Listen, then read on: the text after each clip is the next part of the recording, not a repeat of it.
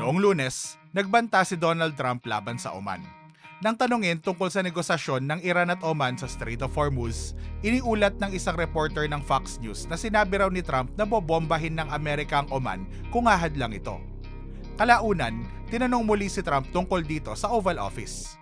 Sinabi niyang hindi raw naging maayos ang mga kilos ng Oman pero kayang-kaya naman daw ito ng Amerika. Kakaibang marinig ang ganitong pagbabanta dahil hindi kaaway ng Amerika ang Oman. Noong 1833 pa nagsimula ang ugnayan ng maliit na bansang ito at ng Amerika sa pamamagitan ng kasunduan sa pagkakaibigan at kalakalan. Walang permanenteng base ng militar ang Amerika sa Oman, pero may kasunduan silang nagbibigay dito ng access sa ilang mga daungan. Sa loob ng maraming taon, kapag hindi direktang makapag-usap ang Amerika at Iran, tumutulong ang Oman bilang tagapamagitan. Sa katunayan, ang mga usapan sa pagitan nila tungkol sa nuclear program ng Iran na naganap noong February 2026 ay inorganisa mismo ng Oman. Isang gabi bago sumiklab ang digmaan, sinabi pa ng Foreign Minister ng Oman sa isang American TV network na malapit na raw nilang makamit ang kapayapaan. Makalipas na ang ilang oras, sinalakay ng Amerika at Israel ang Iran. Kaya bakit nagbanta ang Amerika na bobombahin ng isang bansang tulad ng Oman? Ilang linggo na rin nag-uusap ang Oman at Iran tungkol sa mga patakaran sa pagdaan ng mga barko sa Strait of Hormuz. Ang Strait of Hormuz kasi ay isang makitid na daanan sa dagat na nasa pagitan ng Iran at Oman at ito ang tanging rutang pandagat papasok at palabas ng Persian Gulf. Bago ang digmaan, humigit kumulang ikalimang bahagi ng langis na ginagamit sa buong mundo ang dumaraan dito araw-araw. Napakakitid nito kaya ang rutang ginagamit ng mga barko ay nasa territorial waters ng Iran at Oman at walang hiwalay na international waters sa gitna. Pero hindi ibig sabihin nito na maaari nilang basta pigilan ang mga barko. Sa ilalim ng international law, may karapatang dumaan sa mga strait ang mga barko na ginagamit para sa international navigation. Kaya ang tanong, bakit nauwi sa pagbabanta ng Amerika ang usapan tungkol sa pagdaan ng mga barko dito? Nagsimula ang digmaan noong February 28, 2026 nang salakayin ng Amerika at Israel ang Iran. Gumanti ang Iran sa iba't ibang mga paraan at isa sa mga ginamit nito ay ang strait. Nagbabala ang Revolutionary Guard ng Iran sa mga barko na wag dumaan. Inatake nito ang mga commercial ship at naglagay ng mga mina sa dagat. Dahil sa panganib, huminto ang karamihan sa mga barko. Bago ang digmaan, mahigit 100 barko ang dumaraan dito araw-araw. Ngayon, wala pang ikalimang bahagi nito ang nakakadaan at may mga linggo pang bumagsak ito sa halos 4% lang ng dati. Naramdaman ng buong mundo ang epekto. Lumampas sa $100 kada bariles ang presyo ng langis at kalaunan ay umabot pa sa mahigit $120. Ang pinakamataas nitong presyo sa loob ng 4 na taon. Tumaas din ang presyo ng gasolina sa maraming mga bansang malayo sa Middle East. Pero mas mahalaga kung ano ang ibig sabihin nito. Ipinakita ng Iran na kaya nitong guluhin ang ekonomiya ng maraming mga bansa ng sabay-sabay kahit hindi nito lusubin ang mga ito. Kailangan lang nitong gawing mapanganib ang isang makitid pero napakahalagang daanan sa dagat. Dahil dito, nagkaroon ng Iran ng mas malakas na posisyon sa negosasyon. Pero may halaga lang ang alas na ito habang kaya pa nitong hadlangan ang normal na pagdaan ng mga barko.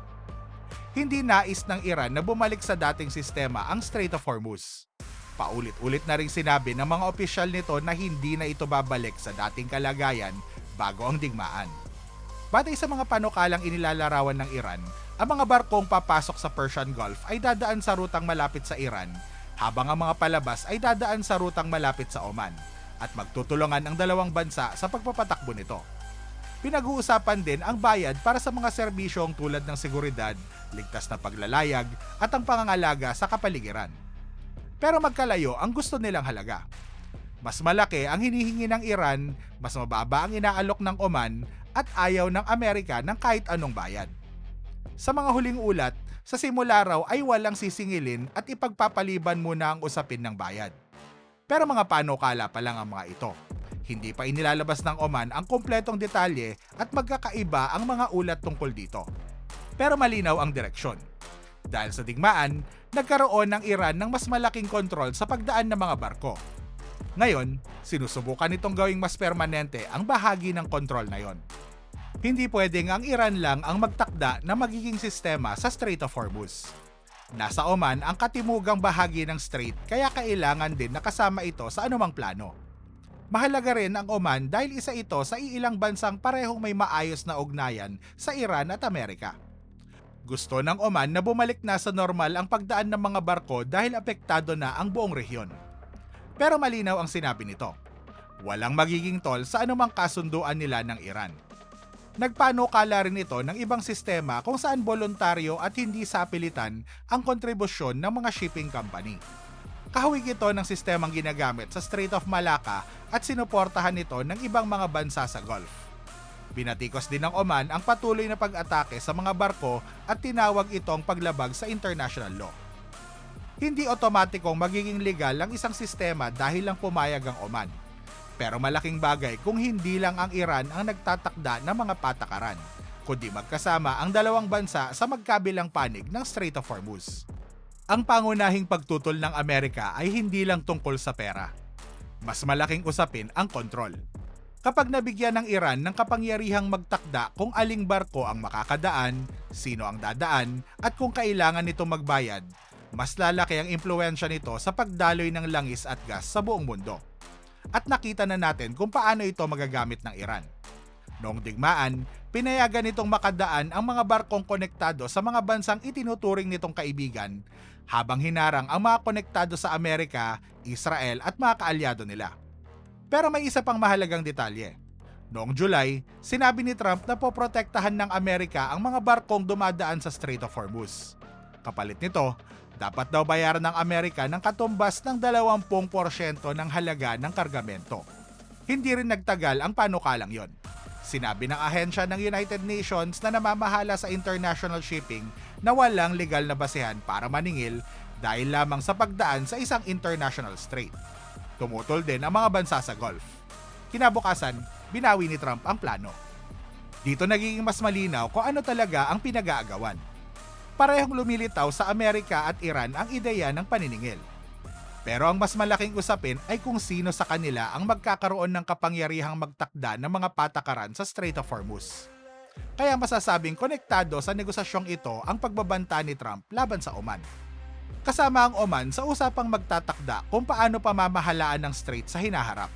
At ayaw ng Iran na direktang makipag-usap sa Amerika tungkol dito. Sa halip, sa Oman nito gustong idaan ang negosasyon.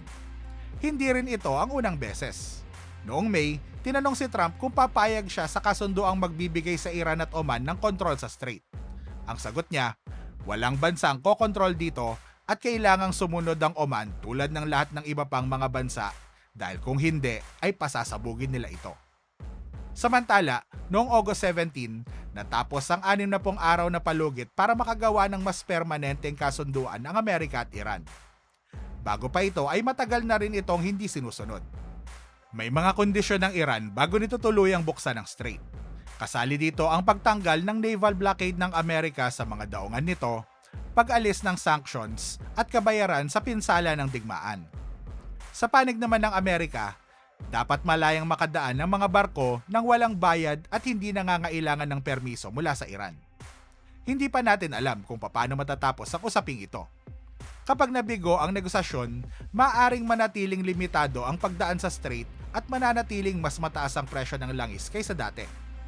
Pero kung magtatagumpay ang Iran na magkaroon ng mas permanenteng papel dito, maaari nitong tapusin ang digmaan na may mas malaking impluwensya sa strait kaysa noong nagsimula ito. Sa ngayon, ang sentro ng usapin ay sina Trump, Iran at Oman. Pero mas malaki ang tanong sa likod ng lahat ng ito. Sino ang dapat magtakda sa mga patakaran sa Strait of Hormuz?